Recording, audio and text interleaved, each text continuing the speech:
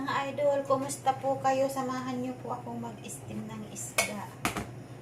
So, mayroon ako ditong spring onion. Igaganon lang natin para lumabas yung katas niya. Tapos may biniga para yung langsa ng isda mawala. Tapos imamassage natin doon sa isda. Guys, pasensya na kayo. Dito talaga ako, wala akong paglalagyan ng camera. So, igaganon natin siya doon sa isda. Ginger sa spring onion. Tapos, pag ginanon nyo yung isda, wala siya yung madulas ba? Yung dulas niya wala. So, pagtanggal ng bakterya.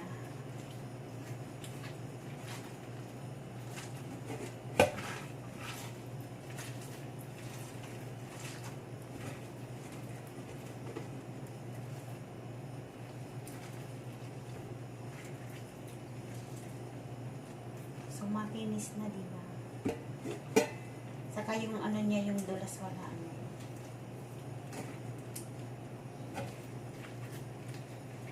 So, ganun ako guys pag nag-aano ako ng isda sa kama.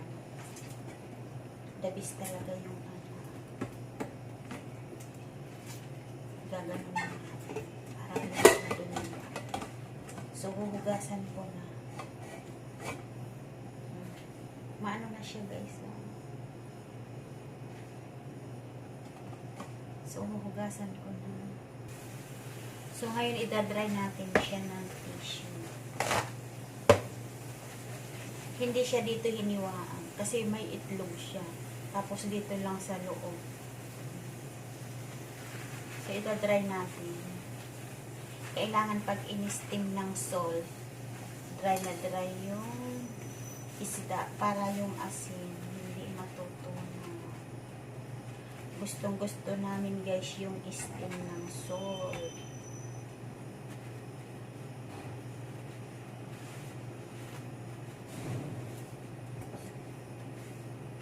So, ganun siya guys. Hindi siya inano sa tiyan hiniwa. Dito lang sa ulo. Tinanggal lang yun.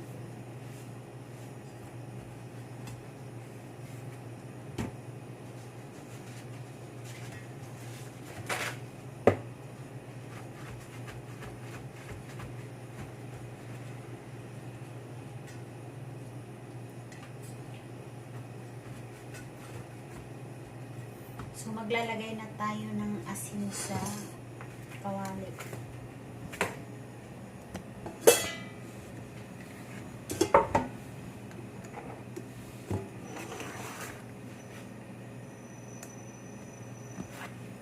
So, maglalagay na tayong asin. Ako, nakalimutan ko na hindi bumili ng asin. So, ito na lang gamitin ko na asin. Lagay tayo ng asin. Tapos, i-flat natin. Yung asin, guys, pinapatigas ko. Tapos, pag matigas na siya, pwede ko nang ilagay yung isda. Kasi minsan kasi pag hindi matigas, tutunaw ba yung asin. So, yung isda, magiging maalat siya. So, kailangan bago ilagay yung asin is matigas. Ganyan. So, matigas na yung asin, ilalagay na natin yung isda. Kailangan matigas yung asin.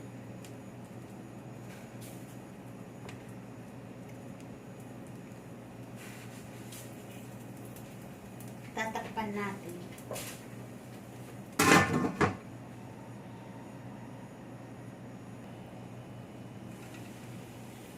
Bango. Para sure na luto na, gaganunin lang.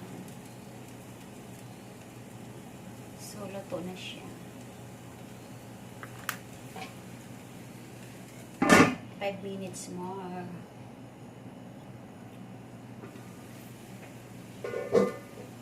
So, pagtatanggalin, hindi papatayin yung apoy. Para hindi matunaw yung isda. Ano, oh my God, na ano yung asin ko. So, ganun guys. Tapos, gaganin lang yung asin. So, ilagay na natin dyan.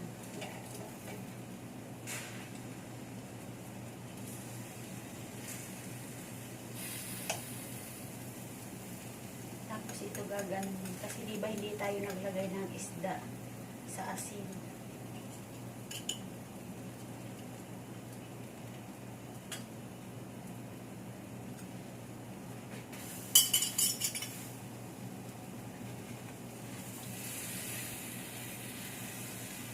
So, dumikit guys yung asin.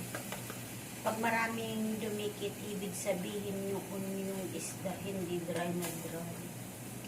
So, kailangan tatanggalin natin yung asin para hindi masyadong maalat.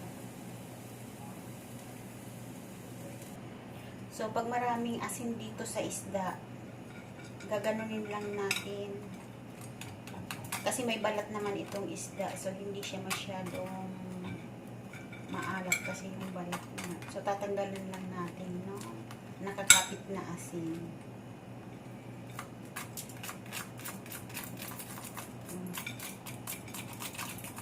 So, wala na siya, diba?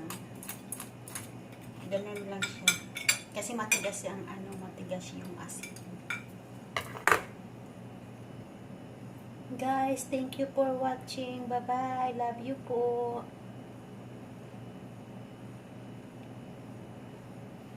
Guys, thank you for watching. Bye-bye. Love you po.